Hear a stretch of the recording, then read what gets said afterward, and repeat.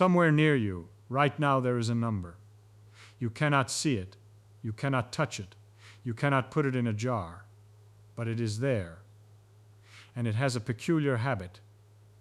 No matter what happens in the world, no matter what catches fire, or falls down, or freezes, or explodes, that number stays exactly the same. You can add it up today. You can add it up 1,000 years from now. Same answer, to the last decimal. Now that is a strange kind of thing, isn't it? A number that hides everywhere and shows itself nowhere. So let me ask the obvious question. If nobody can find it, how do we even know it's there? And here is the part that ought to bother you. We are absolutely certain it exists. We would bet the whole of physics on it. And yet not one person on this earth can tell you what the thing actually is. So let's do some detective work. Picture a small boy. Let's give him a name. We'll call him the Kid, because every kid I ever met does exactly what I'm about to describe. The Kid has a set of wooden blocks, 28 of them, plain, hard little cubes. And his mother, being a careful sort of person, counts them every evening before he goes to bed. Every night, 28 blocks, like clockwork. She doesn't know why she does it. She just does. Then one evening, she counts, and there are only 27. Now, what does a careful person think? She does not think, a block has ceased to exist, the universe has lost a block. No, she thinks, where did it go? And she's right to. She gets down on her hands and knees, and she looks under the rug, and there it is, 28 again. The number was never really wrong. She just hadn't found the missing piece yet. Hold that thought. Because that little scene, a mother on her knees looking under a rug, is one of the deepest ideas in all of physics. We just have to follow it far enough. The next night, she counts. 26. 2 missing. She searches the whole room. Nothing. But the window is open. So she walks outside, and sure enough, there are 2 blocks lying in the grass. The Kid threw them out. Fine. 28 again. You see what's happening. Every time the count comes up short, she doesn't give up on the number. She goes hunting for the rest. And every single time, she finds it. Under the rug, out the window, in the bathtub, behind the couch. The blocks move around, they hide, they sneak off in disguises, but they never vanish. 28 is 28 is 28. Now here comes the clever part, and this is where the Kid gets sneaky and the detective story gets good. One day she counts, and there are only 25 blocks in plain sight. She searches. She cannot find the other 3 anywhere. But she notices something. There's a toy box in the corner, and the lid is shut, and the Kid won't let her open it. He's guarding it, so she can't count the blocks inside. But she's clever. She knows that an empty toy box weighs a certain amount. And she knows what 1 block weighs. So she weighs the box. She does a little arithmetic. And she discovers that the weight of the box is heavier than empty by exactly the weight of 3 blocks. She never sees those 3 blocks, not once. But she knows they're in there. And when she adds the 3 she calculated to the 25 she can see, she gets 28. The number holds. This goes on. The Kid gets cleverer. He starts hiding blocks in the bathwater, where she can't see them through the dirty water. But she's cleverer still. She knows the water level rises a certain height for each block dropped in. So she measures the height of the water, does another little calculation, and adds that number too. And every time, when she sums up the blocks she can see, plus the weight in the box, plus the height of the water, plus whatever new hiding place the Kid invents, the grand total comes out to 28. Now I want you to notice something almost absurd about this situation. The mother has stopped looking at blocks. She is looking at the weight of a box. She is looking at the height of some water. These are not blocks. You cannot play with them. You cannot stack them. They are numbers she computes. And yet she trusts them so completely that she would swear in court there are 28 blocks, even on a night when she has not laid eyes on a single one of them. That is conservation of energy. That is the whole thing. I have just told you the entire idea, and we are barely getting started.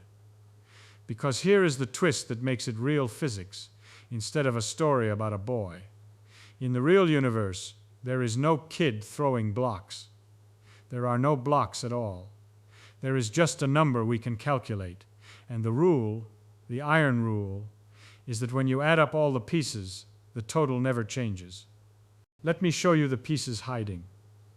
Take a swing on a playground, pull it back, hold it high, and let go. At the top, just for an instant, it's still, not moving at all. Then it rushes down, faster and faster, screams through the bottom of the arc going like the Dickens, and climbs the other side, slowing, until at the top of the far swing it stops again. Then, back it comes. Where did the speed come from? It wasn't moving at the top, and then it was moving like crazy at the bottom. Something appeared. And where did it go on the way up? It was moving like crazy, and then it stopped. The detective's instinct says, don't believe in appearing and vanishing. Go look under the rug. So we look, and we find a hidden block. When the swing is up high, it has something stored in it just by being up high. Lift anything against gravity, and you've loaded a kind of spring. We call this stored up high business potential energy, but the name doesn't matter. What matters is that it's a block in the box, a weight you can't see but can calculate. And as the swing falls, that high-up block converts into motion.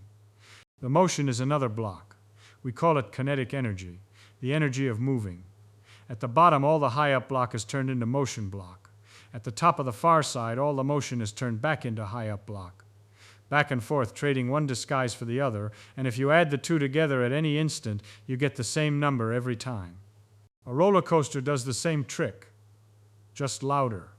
The first hill is the tallest, and it has to be, because that first climb is the bank where all the energy gets deposited. After that, the whole ride is just spending it. Down the first drop, the height block turns into speed.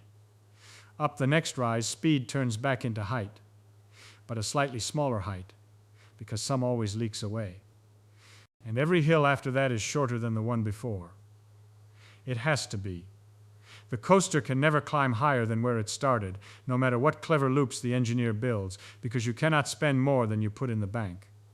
The total is fixed at the top of that first hill, and it's all downhill bookkeeping from there. Beautiful.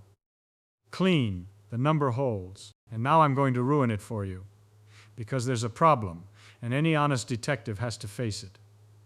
I told you the swing trades motion for height and back forever, but it doesn't.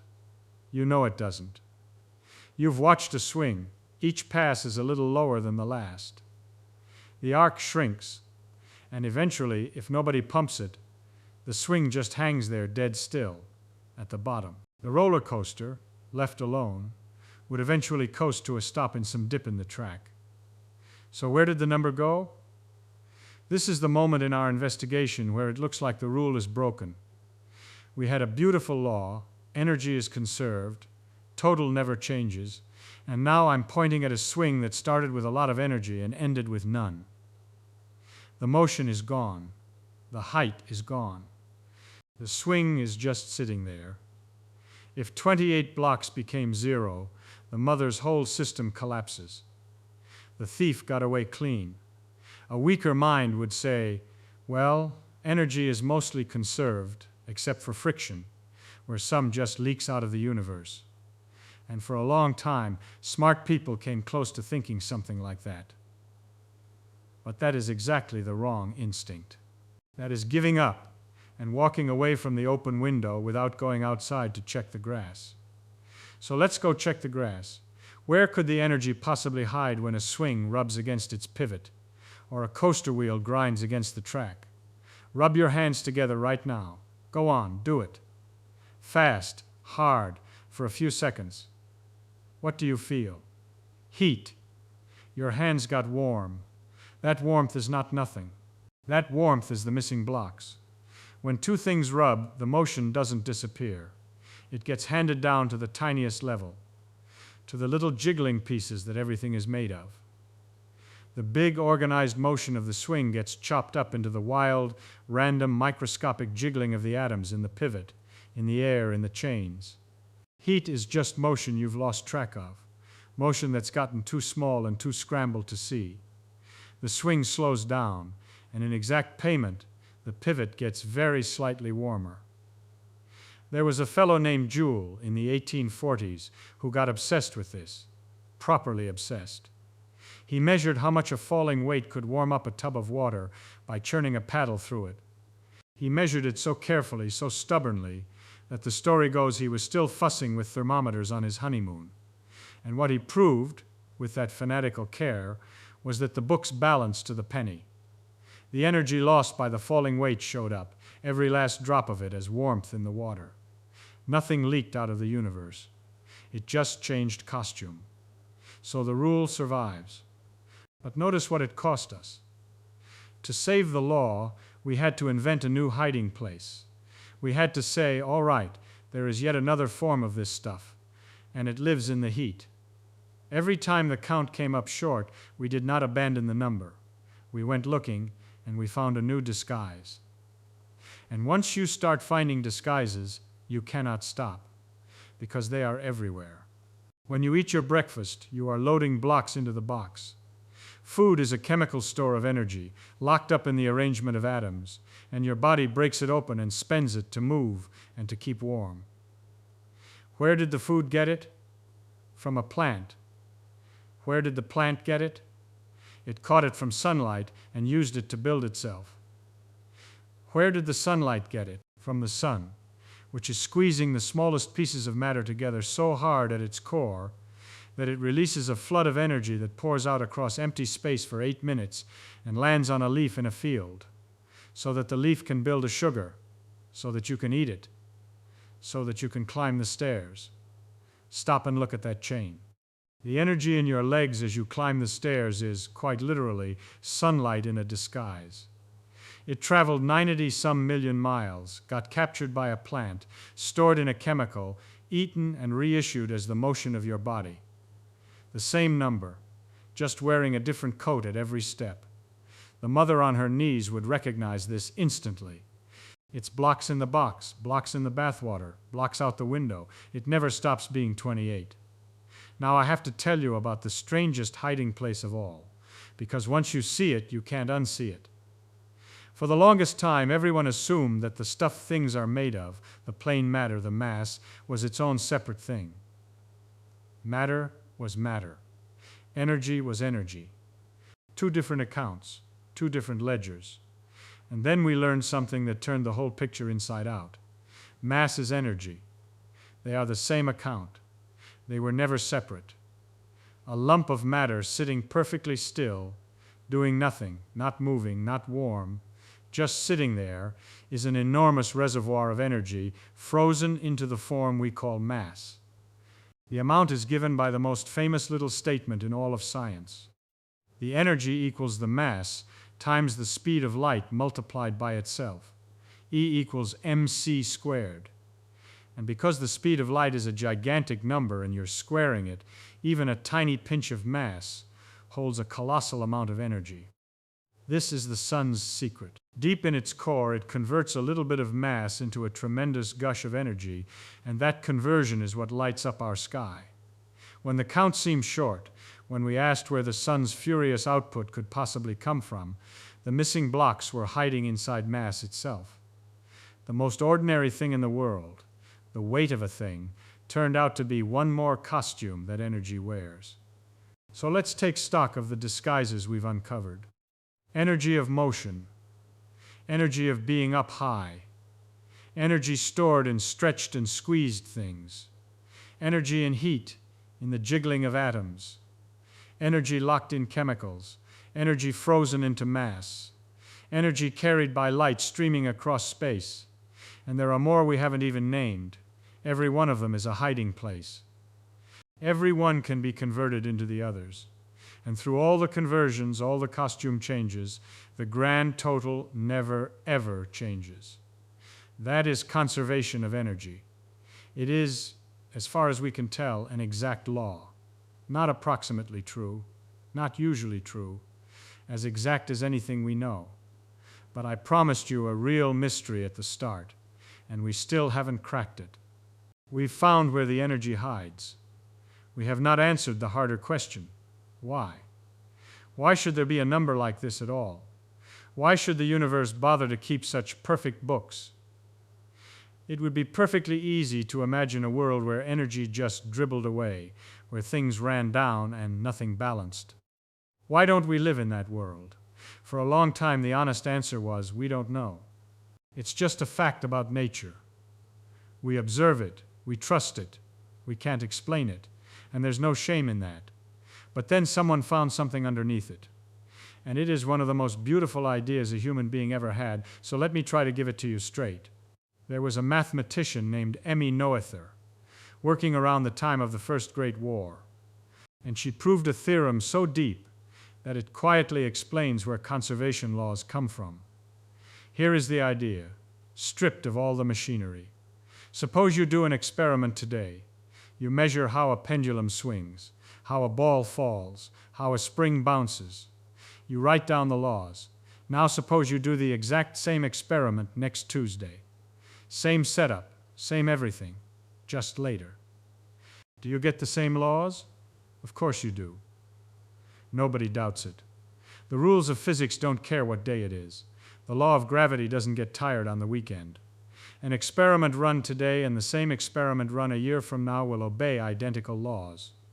We say the laws are symmetric in time. You can slide the whole experiment forward or backward in time, and nothing about the rules changes. That sounds almost too obvious to be worth saying.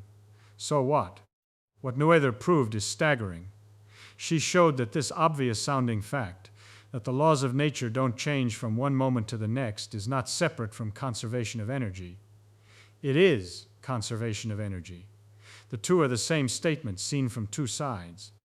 Because the rules of the universe are the same today as tomorrow, there must exist a quantity that stays constant in time. And that quantity is exactly the thing we've been chasing, the energy. Sit with that. The reason you cannot lose energy, the reason the mother always finds the 28th block, is that the universe runs by the same rule book moment after moment after moment. The constancy of the law in time forces the constancy of the number. The hidden bookkeeping we've been marveling at is not an accident, and it's not a coincidence. It is the shadow that a symmetry casts. Wherever you find one of these unbreakable conservation laws, hiding behind it there is a symmetry, a way the universe stays the same when you shift it around. And that finally brings us back to the thing I said at the very beginning, the thing I warned you would bother you. We know energy is conserved. We know why it's conserved, down to this gorgeous business about time and symmetry. We can calculate it in 100 forms, track it through every disguise, balance the books to the last decimal. But if you ask me, plainly, what is energy, what is the actual thing that's being conserved, I have to tell you the truth. We don't know. It is not a substance. It is not a fluid. It's not a stuff you could collect in a bucket. It is a number you compute by a recipe, adding up motion and height and heat and mass and light. And the only thing we truly know about it is that whatever you do, however you slice the world, that number comes out the same. Think about how odd that is. We have built bridges and engines and stars' worth of understanding on top of a quantity, and the quantity itself remains a kind of ghost. We know its law perfectly and its nature not at all. We are exactly like that mother on her knees by the rug. She never needed to hold a block to know it was there. She only needed the number to balance, and the universe, it turns out, only ever shows us the balance, never the blocks. So the next time you watch a swing slow down, or feel your hands go warm, or stand in the sunlight and feel its heat on your face, I want you to remember that you are watching something pass through a costume change. The same unchanging number, the same ghost, sliding from one disguise into the next, never created, never destroyed, just endlessly rearranged. It was here before you. It will be hereafter. And the most honest, most powerful thing we can say about the deepest accountant in the universe is that we have read its books cover to cover. and we still cannot tell you what the money is made of. Now I'll leave you with one to chew on. If energy is really just a number that nature keeps constant, and the reason it stays constant is that the laws don't change over time, then here's the puzzle. What would it even mean to live in a universe where the laws did change from one day to the next? Picture that world for me, and tell me what you think would happen to the books.